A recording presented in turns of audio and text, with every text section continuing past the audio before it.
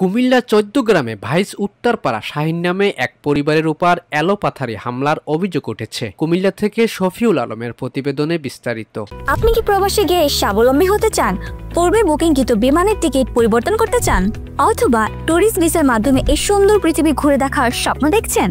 আপনার স্বপ্নকে বাস্তবায়ন করতে A to Z travels and tours আছে আপনার সাথে। তুচ্ছ ঘটনাকে কেন্দ্র করে পার্শ্ববর্তী আরিফগঞ্জের সাথে কথা কাটাকাটির মধ্য দিয়ে অত্র গ্রামের মফিজ এর দুই ছেলে আরিফ ও ইমাম হোসেন অস্ত্র নিয়ে রাস্তায় শাহিন নামে এক ব্যক্তির উপর হামলা চালানোর চেষ্টা চালায়। এমন অবস্থায় শাহিন ভয়ে বাঁচার জন্য নিজ ঘরে এসেও হামলা থেকে রক্ষা পায়নি। তার জখমে জর্জরিত পুরো ঘর। ভুক্তভোগী পরিবার জানায়, ভেজাল লাগছিল, একটু কেন্দ্র করে ঝগড়া একটু সৃষ্টি হয়েছিল। তখন পার্শ্ববর্তী যে ওরা দুজনে সে আমার স্বামীর উঠান থেকে দৌড়ে এনে ঘরের ভিতরে ঢুকাইয়া এবং কোবাইছে। এখন এমন একটি অভিযোগ করে শাহিনের স্ত্রী মোসাম্মদ শাহিনুর বাদী হয়ে ১৪ গ্রাম থানায় মামলা দায়ের করে আসছে বলে জানিয়েছেন শাহিনের বড় ভাই মোখলেসুর রহমান।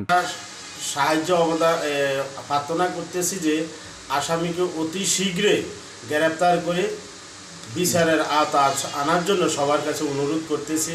অবশেষে শাহিনের ৫ বছরের শিশু সন্তানও বিচার চায় প্রশাসনের কাছে, কিন্তু এখনো গ্রেপ্তার হয়নি আসামিগণ। এ বিষয়ে ১৪ গ্রাম থানার SI লিটন জানান, অভিযোগ পেয়েছি, তদন্ত সাপেক্ষে আসামিদের দ্রুত গ্রেপ্তার করা হবে। ২৬ টেলিভিশন, মাতৃভূমির বন্ধনে।